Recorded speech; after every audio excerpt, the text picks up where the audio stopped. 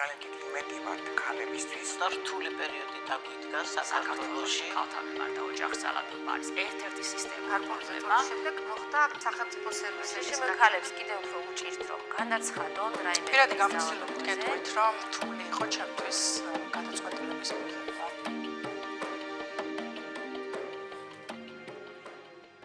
ძალადობა არის საზოგადოებრივი ჯანმრთელობის პრობლემა. პრობლემა ამ თემის მიმართულებით თუ ვისაუბრებთ, რომელიც არა მარტო საქართველოში, არამედ ესე ვთქვათ, განვითარებული მსოფლიოს პრობლემად იქცა, ეს არის დემოკრატიის ნაკლები ხარისხი. აგრესია და ძალადობა წამოვიდა წინ და რა თქმა უნდა, ასეთ დროს ქალების მდგომარეობა კიდევ უფრო რთულდება. ჩვენ ხედავთ, რომ საქართველოშიც რაც უფრო ხმას ვიღებთ ქალები, უფრო მეტი წინააღმდეგობა გვხდება და დღეს ეს აშკარად ჩანს კიდევ უფრო მეტად, ვიდრე როდესმე ჩანდა. ზოგადი მიზეზი არის ის, რომ ქალი არ აღიქმება კაცის თანასწორად. ამას ადასტურებს საქართველოში ჩატარებული კვლევა 2022 წელს. ყოველ მეორე ქალს ცხოვრების მანძილზე გამოუცდია ძალადობის ერთ-ერთი ფორმა მაინც. ეს ქალები ითმენენ, სანამ სერიოზული ზიანი არ მიადგება მათ ჯანმრთელობას, ან ძალიან მაღალი რისკის ქვეშ არ დადგება მათი სიცოცხლე. საზოგადოებაში დამკვიდრებული ესეთი პატრიარქალური ნორმები ხშირად უბიძგებს ხოლმე დამნაშავეს, რომ დაიჯეროს, რომ თითქოს მას აქვს უფლება თავად მიიღოს გადაწყვეტილებები ქალის სხეულთან, მის აქტივობასთან დაკავშირებით. ძალადობას აქვს ძალიან ბევრი მხარე და ჩვენ არ უნდა ვიფიქროთ, რომ ეს არის მხოლოდ ფიზიკური ან მხოლოდ ეკონომიკური. პირველ რიგში ყველაფერი იწყება ფსიქოლოგიური ძალადობით. თუ შენ გეუბნებიან, რომ შენ არ ახარ საკმარის, არ ახარ კარგი დედა, ან შენ ვერ გააჩენ შვილებს, თუ ამას ვერ აკეთებს, მაშინ ის ცუდია და აი რაღაცნაირად დაკნინებულია, ხო, ადამიანი. შესაძლებელია, რომ გაამტყუნოს მეზობელმა, მეგობარმა, ნათესაობმა და უთხრას, რომ იცი რა გააწუხე გული, ასე ცხოვრობდნენ ქალები, ასე ჩვენი ხვედრია.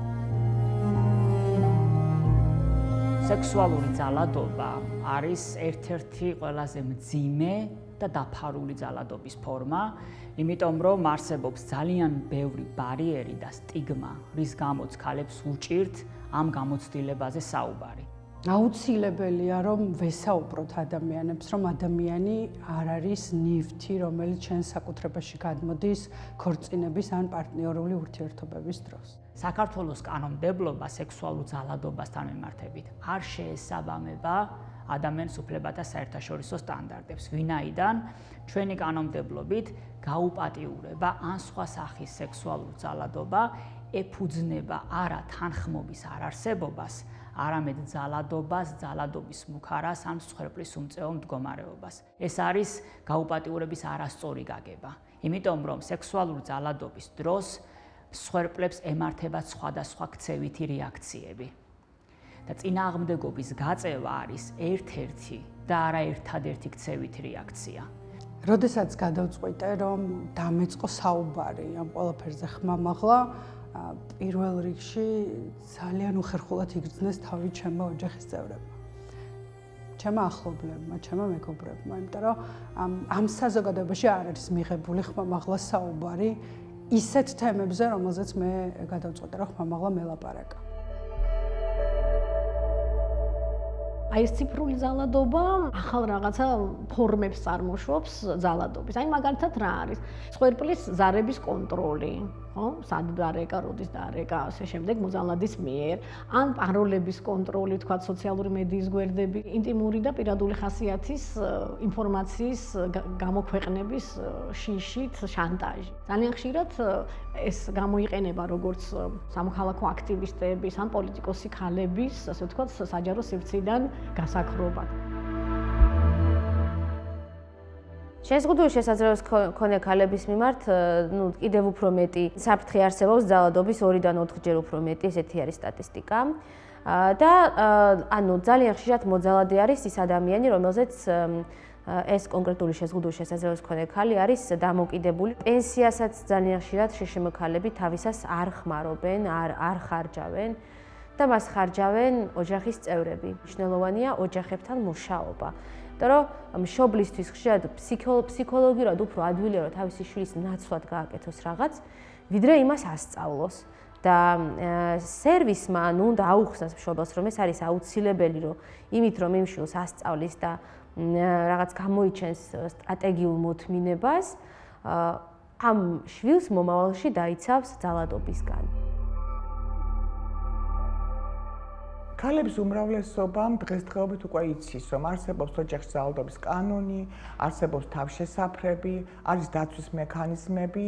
პრობლემა იმაშია, რომ უმეტეს შემთხვევაში ეს ადამიანები არ მიმართავენ. შემაკავებელი და დამცავი ორდერები, ელექტრონული სამაჯური, ანუ ელექტრონული ზედამხედველობა, ყველაზე ხშირ შეცდომას მართლმსაჯულების ორგანოები უშვებენ ამ მექანიზმების შერჩევის დროს. ადამიანის უფლებათა ევროპულ სასამართლოს საქართველოს წინააღმდეგ აქვს რამდენიმე გადაწყვეტილება გამოტანილი ფემიციდის საქმეზე, სადაც დაადგინა, რომ სახელმწიფომ გამოიჩინა გულგრილობა. მიუხედავად იმისა, რომ სახელმწიფო იყო ინფორმირებული ამ საფრთხეების შესახებ, არანაირი ზომები არ მიუღია მის დასაცავად და დადგა მძიმე შედეგი. ფსიქოლოგიური სერვისების არსებობა არის ძალიან მნიშვნელოვანი და ასევე სოციალური სერვისების, იმიტომ რომ ადამიანი უნდა შეძლოს იმუშაოს, ინკლუზიური იყოს, საზოგადოების ნაწილი იყოს, ეკონომიკურად უნდა იყოს წელგამართული. ხალხს თუ არ აქვს ეკონომიკური სიძლიერე, ამ ქალებს აგდებენ სახლიდან საკუთარ შვილებთან ერთად.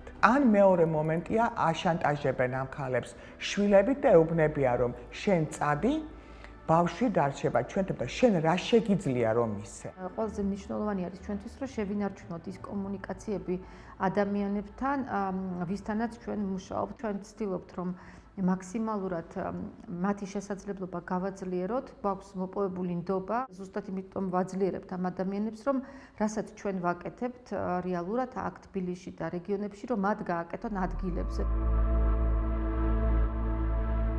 მხოლოდ 2006 წელს კანონი როცა იქნა მიღებული, მაშინ იყო აღიარებული თვითონ ეს თემა, როგორც პრობლემა. შეიძლება ეს კანონიც არ იყო ისეთი ძლიერი კანონი, რომელიც ქალებს ეხმარებოდა, მაგრამ ქვეყნისთვის ძალიან მნიშვნელოვანი იყო, იმიტომ რომ აღიარა სახელმწიფომ, რომ ოჯახში ძალადობა ეს არის გენდერული ნიშნით ძალადობა ფაქტიურად, სქესიდან გამომდინარე და შესაბამისად განსაკუთრებული ზომები უნდა იქნას მიღებული. დღეს ახლა აშკარა არის უყუსვლა, იმიტომ რომ რიგი კანონები, რომელიც იქნა მიღებული არის გაუქმებული და საერთოდ ამოღებულია სიტყვა გენდერი და გენდერული იდენტობა კანონმდებლობიდან. წარმოვიდგინეთ 2000 წლიდან მუშაობ ამისთვის სიბრძვით და უცებ ერთ დღეში ეს ყველაფერი უქმდება. ეს სირთულეები, რომელიც ჩვენ შეგვექმნა, ცოტა გავს ცალკარში რო ითამაშოს ფეხბურთელმა, იმიტომ რომ ჩვენ ვიყავით ესე ვთქვათ შუალედური რგოლი, რომელიც ქვედა დონიდან ამოუტანილ პრობლემებს წამოიღებდა ჯერ თავის დონეზე, დაამუშავებდა და მერე აწვდიდა მათ, ვისაც ეს შეეძლო, ხელთ ეწიფებოდათ მისცი შეცვლა. სამწუხაროდ ეს ყველაფერი შეიცვალა. ცოტა არა გვაქვს ჩამოყალიბებული ის თუ სად მიგვაქვს ეს ყველაფერი, როგორ შეიძლება ისევ გადავჭრათ ამ ადამიანების, ჩვენი ქვეყნის პრობლემა, ქალების პრობლემა, საუბრის გარეშე გაჩვმება არის ფაქტიურად თანამონაწილეობის ტოლფასი. მეზობელი თუ ვერ გაუგებს, როდესაც ხმას ამოიღებს მსხვერპლობის გამო ქალი, დედა და მამა თუ ვერ გაუგებს და მეგობარი თუ ეტყვის, რომ რა მოხდა მერე, მოითმინე, მათ იციან სად მოვიდნენ და სად გაუგებენ მას. ჩვენ ყოველთვის ვეუბნებით, როცა გაგიჭირდება, ნებისმიერ დროს მიუხედავად იმისა, რომ შენ უკვე მიიღე დახმარება, მაგრამ და დაბრუნდი მაინც იმ მოძალადესთან, ნებისმიერ დროს შეიძლება მოხვიდე და მიიღო ჩვენი მხარდაჭერა.